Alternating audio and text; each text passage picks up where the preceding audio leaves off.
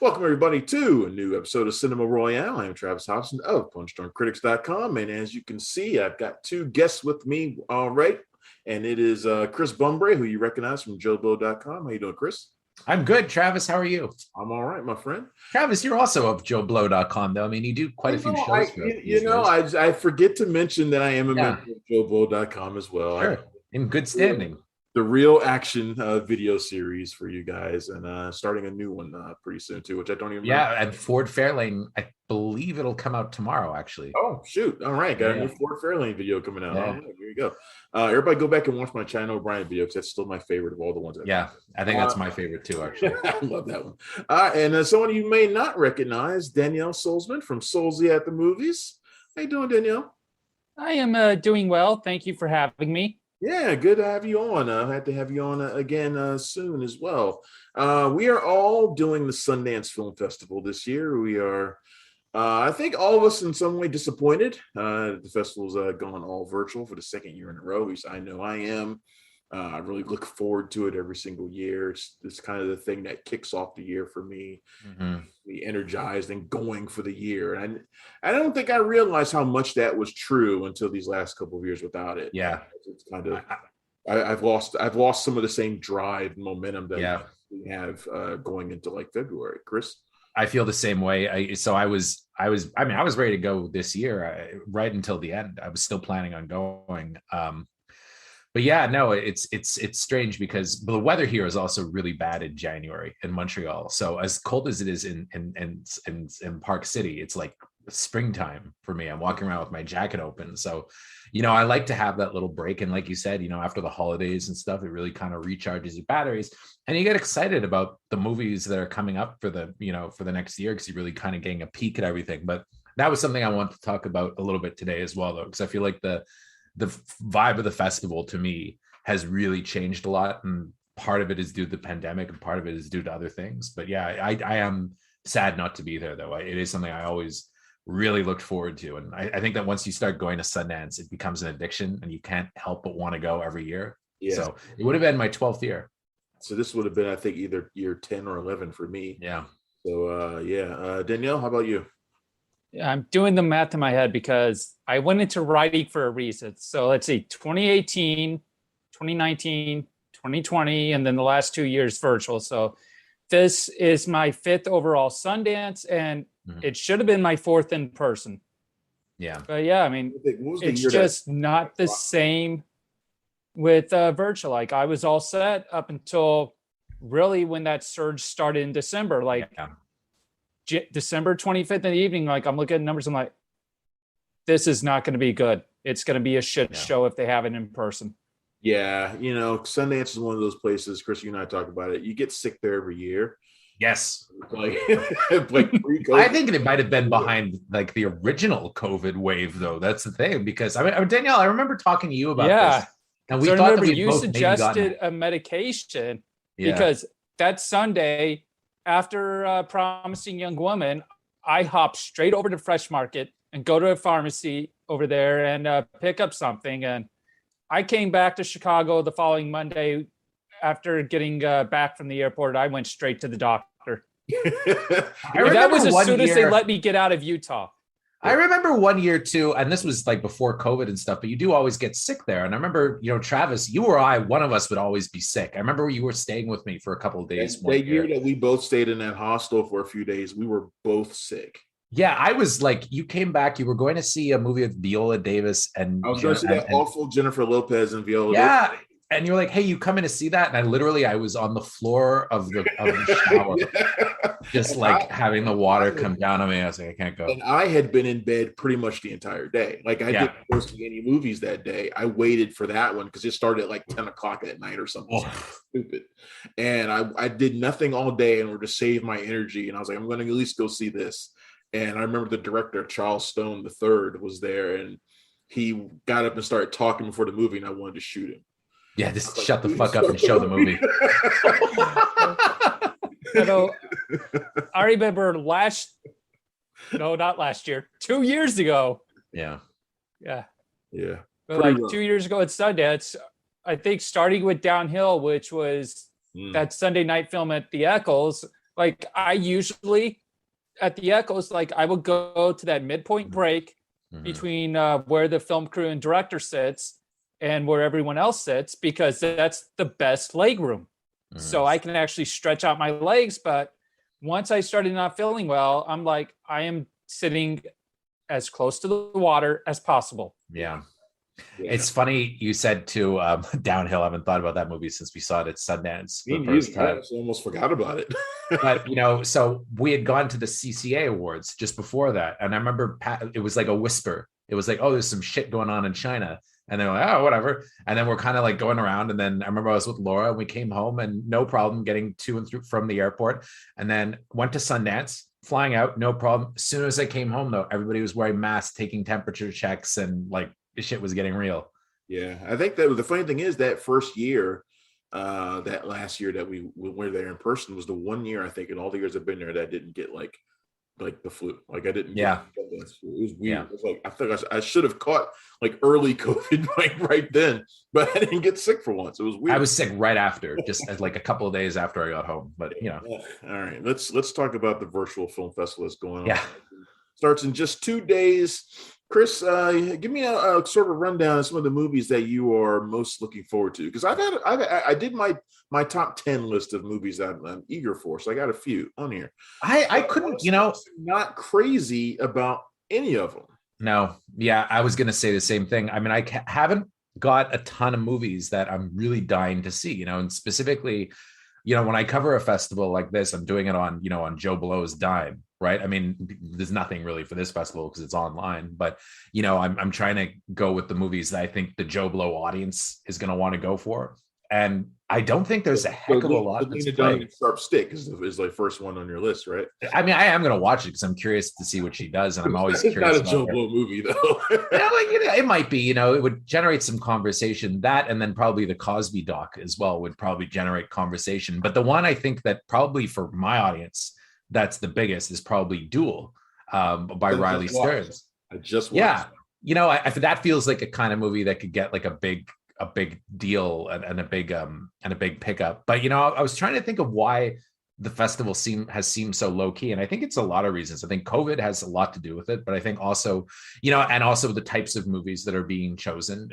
I do believe it's much more, PC of a festival than it used to be, for lack of a better word. But I also think, and I think this is something that's not often talked about, is that the type of star-driven indies that we used to see at Sundance, they're not really being made anymore. If they're being made, they're being made for Netflix, who doesn't need Sundance, because if anything, Sundance is bad for Netflix, because the last thing he wanted, you get a situation like that, right? But I think that what's happening now is they're saving all their stuff for TIFF. Because like The Lost Daughter, Power of the Dog, those both would have been Sundance movies, a couple of years ago. Oh, yeah.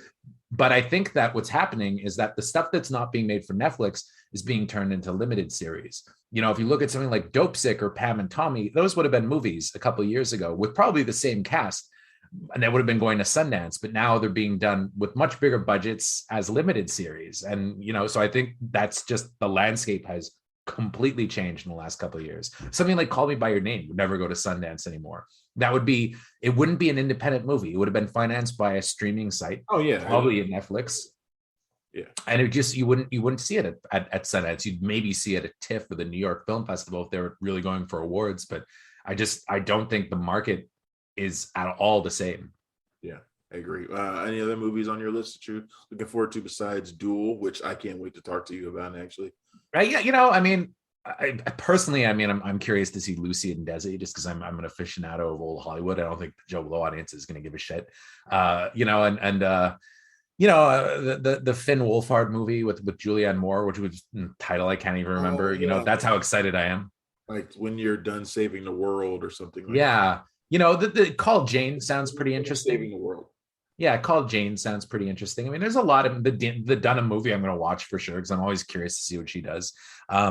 It's a much smaller lineup this year too, right? Like they didn't pick nearly as many movies as they normally do. No, and I think that there's not, I think that's also part of it. I think the indies, the big ones aren't really being made at the moment, because of everything, because of COVID, and they're just being done for different places. So, it's a different kind of festival. But I think though, I don't want to sound like I'm down on Sundance either, because I think they're doing the best they can with what they're getting, and I don't think it's necessarily a bad thing, because I think you'll probably see more movies like Coda from last year that are going to break out, that don't necessarily have name actors in it, but it's the next generation that's coming up in those movies, and I think that's what you're going to see a lot in Sundance these next few years. A lot of talent is going to emerge from Sundance that are going to become well known in the years to come. So something like Coda, I thought was great. But it was like almost a completely unknown actress who now is kind of broken out because of that. We're going to get a lot more of that, I think. Yeah. Danielle, give me some of the films that you're looking forward to this year at Sundance. Well, Lucy and Desi is one of my priority films. And Chris, it's funny you mentioned that you're not sure if your audience is interested in that kind of era of Hollywood.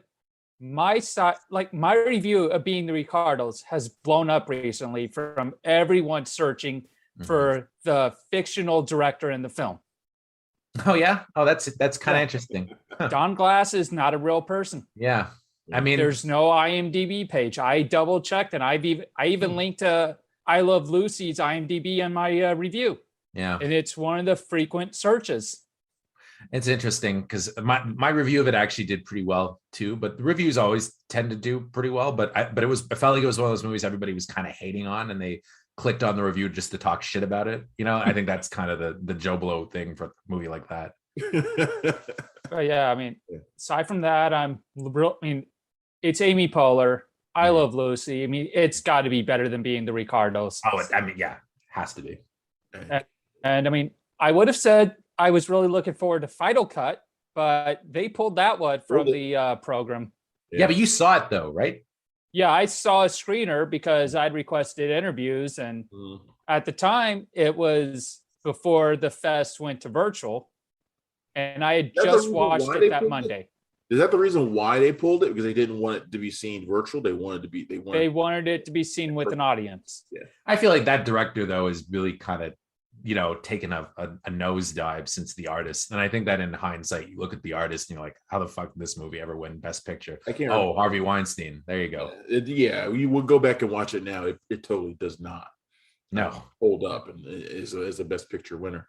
I can't even remember what movies he's done since that movie, honestly. It's been a lot of spy parodies.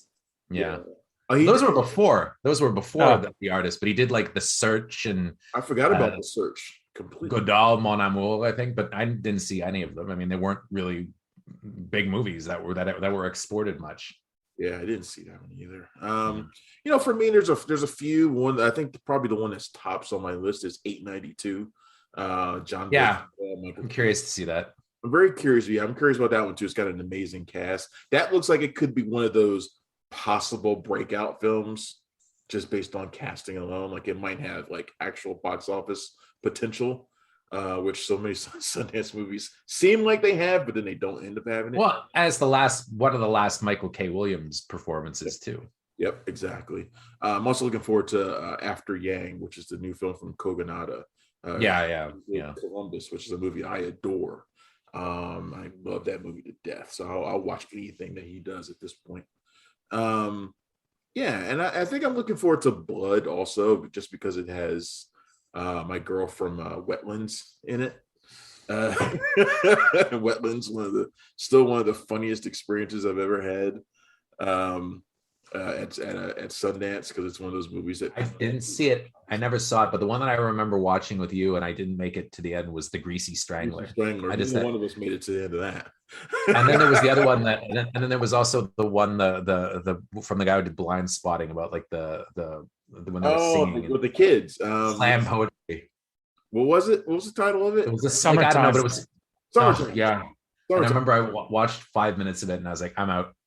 I'm not even gonna review it. I can't give this movie. Rough. It didn't come out for like maybe a year later almost. It was, and it came out really quietly. And how about Burden? Has that ever come out? Yeah, it did come out, eh? Yeah, Burden came out because that was that was my second to last in-person junket. That was Travis's favorite that year. It came out. Because I did the junket that it was either that Thursday or Friday. And then the following Monday, the two folks from The Climb were in town. Oh yeah, that was good. And after South by got canceled that junket would have been canceled, but no, they were in Chicago. I remember when we were I had to watching. hold my interview forever. I remember when we were watching Burton, I could just hear Travis like under his breath going, "What the fuck?" I hate bad movies about race issues. They're just unwatchable. Like, racism is bad. I'm also looking forward to Summering, which is a new film from James Ponsoldt, who's one of my favorite. Oh, I didn't know he had a movie there. Oh, yeah, interesting. I actually got a screener of it. I'm going to watch it today or tomorrow. I better mark that down. It doesn't look like anything I would normally watch because it's about kids. It's a kids movie, it seems like. And it doesn't seem like anything Ponsoldt's ever done before either. So I'm like, okay, I'm not so sure. Yeah, I'm interested if he's doing it. Yeah. Yeah, I mean, that's on my Sundance list, but I mean, I really haven't been requesting screeners. Yeah. And I've only watched 2 screeners and one of them got pulled.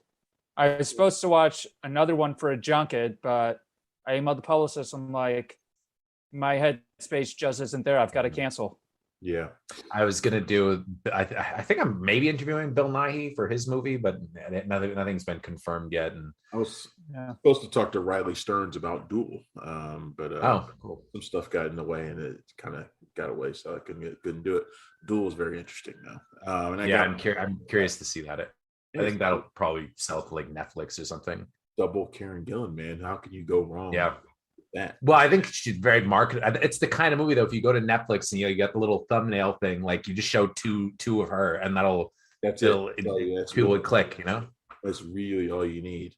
But yeah, this is going to be an interesting Sundance, and I'm not so sure how this is going to play in terms of like, whether or not we see like potential Oscar movies come out of this or not. I don't really feel it. Danielle, do you? I mean, until I watch the films and see for myself, I'm like, all I know is that last year I remember starting out with Coda, and then Summer of Soul, and the next morning was Barb and Star because I got a screener from Lionsgate to do interviews. And unlike a lot of other critics, it hit me in the same way because I watched these 2 amazing movies the night before. Mm-hmm. But it was all kind of downhill after that, though, from what I remember. Like, I remember when we started out with Coda, I was like, wow, this is going to be a great festival. And then afterwards, it was kind of like, It was a super high point because, like you said, Coda and Summer of Soul were like, bam, bam, like 2 amazing films that got you energized for the festival. And then it was like, all right, I'm going to go see Downhill tomorrow. Okay, well, whatever. It's like, or whatever. Well, and then there were movies that still haven't come out that got big deals, like On the Count of Three. I remember that got picked up, and it was going to be like Annapurna, and it has never come out. Will not come out. That was a pretty interesting film too. You thought with Jared Carmichael leading it was going to have something, and Christopher Abbott, but it just really didn't. And Black Bear, I can't remember if that was last year or 2 years. That was 2019. That was 2 years ago because I was at the premiere. It took a long time. But yeah, also. On the Count of Three, what I remember from that one is I saw the intro, and then it crashed. Yeah. And there were no screeners. And then the next day, I'm watching Passing. 20 minutes when it crashes. I was fine. Nothing happened to me. I thought it actually worked really well, the system last year. So we'll see. Hopefully it holds up this year. Yeah, I didn't have any. I really didn't have any streaming issues last year, but they've totally changed the platform this year. Oh, it's not Shift 72 or whatever. Or 40. No, they changed it completely because they've limited access to a lot of the movies too. Like it used to be you didn't really have that issue last year, but they've changed it completely. I asked them about it. They're like, no, we're not using the same platform as last year. It's totally different. Do not rely on what you did last year. I was like, great. Yeah. See if we can actually watch the movies. Yeah, and it's not just on Apple TV. Like they're going to have Amazon apps, Roku apps. Well, that's good. The apps never work for me though because because you're not supposed to be able to access them internationally. So I always have to do it on my computer and then mirror it. Really? Chris, are there any films that you've heard any early buzz about, like that are? No, I haven't. I honestly haven't heard of anything. The only one that I've kind of heard anything about was the Cosby doc, because I think that's a lot of people are waiting for that because they especially with somebody like W. Kamau Bell. Oh, I mean, Jesus. Yeah. But that's also like that. The thing is, that's going to be on Showtime a couple weeks later, though, and I think that's when everybody's going to start talking about it. You know, like it's press people already reaching out to us about its debut on Showtime. So I mean, so you could, theoretically not even watch it at Sundance and still get the screeners at the same time anyway. So I'm curious about maybe Phoenix Rising, the Evan Rachel Wood doc, but it also feels a little like, I don't know, like there's something about that. It's kind of it kind of feels exploitative in some ways, like I don't know. It's kind of, I don't know if that's going to be well received. I think the Cosby doc definitely will, but I don't know. Hard to say. Yeah, in terms of controversy, the Cosby doc looks like that's gonna be the one. Seems like Sundance has a controversial doc just about every year now.